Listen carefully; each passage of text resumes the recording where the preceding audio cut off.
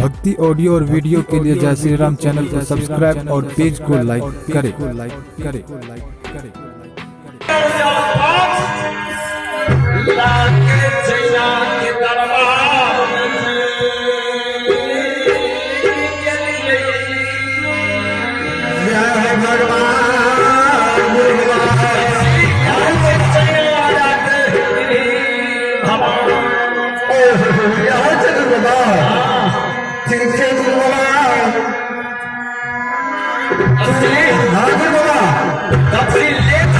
जल्दी सुन तू चैया के ठीक से अपना सेवक तू सीधी मुख से पुकार कर ठीक से बाबा हम अपना सेवक का पुकार करे जल्दी कर बोला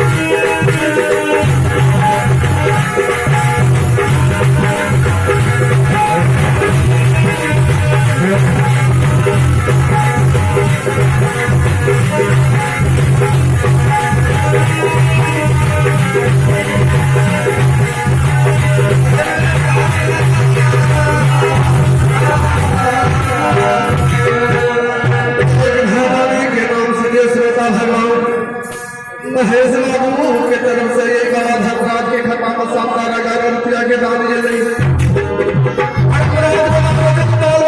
बलविंद्या बुद्धि के खंडा बना जो है मासर सब्जी तीन या खुदा की दाता की जाए सारी के समस्त परिवार की जाए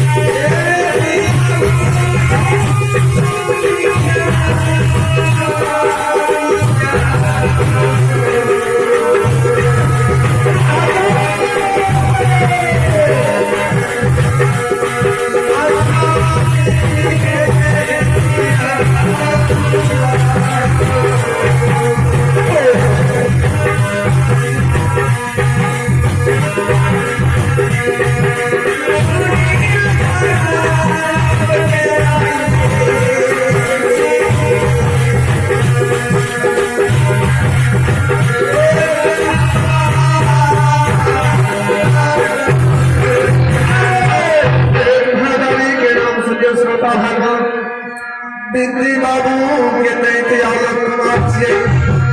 यही बाबा भगवान के खता में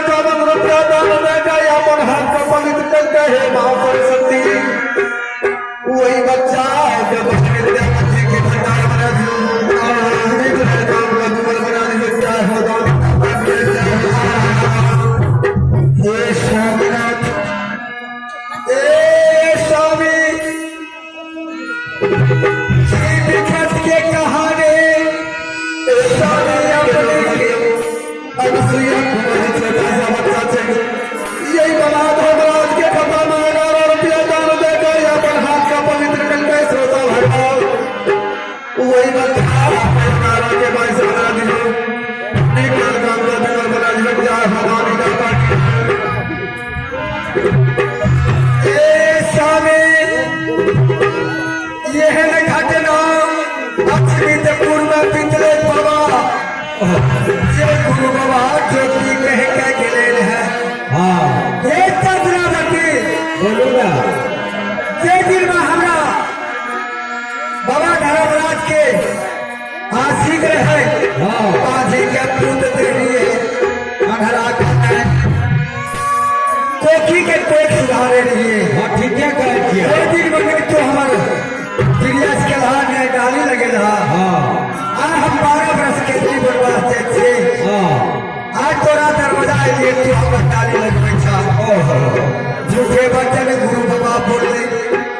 जा तो कैसा देखे लाख 5 बेटा है अगर 5 बेटा अवतार है कोई है छल गरिया ये क्या कोई के नाम से अजय बाबू के माता जी के तरफ से ये बाबा धर्मराज की खता में 11 रुपया के दान के श्रोता भगवान वही माता जी के चरण में हमारी कोटि कोटि नमन बाबू भैया साहब वही अजय बाबू के धर्मराज बाबा बल विद्या जी के भंडार में जय हो धनी बाबा की जय हो श्रोता भगवान ये स्वामीनाथ जांच लिखा है गुरु बाबा हाँ रेशम के धागा पहने दिल के एक महारानी के नाम से रोहित बाबू की तरफ से 21 रुपया के दान दिए श्रोता भगवान धर्मराज बाबा वही रोहित बाबू के 21 के 42 बना दिए हे मां सरस्वती बल विद्या बुद्धि के भंडार में जय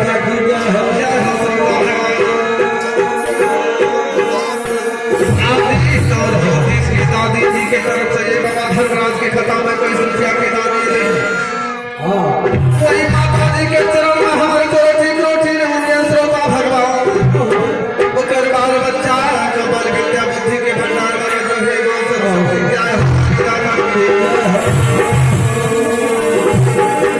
गुरु बाबा कहल के हे सती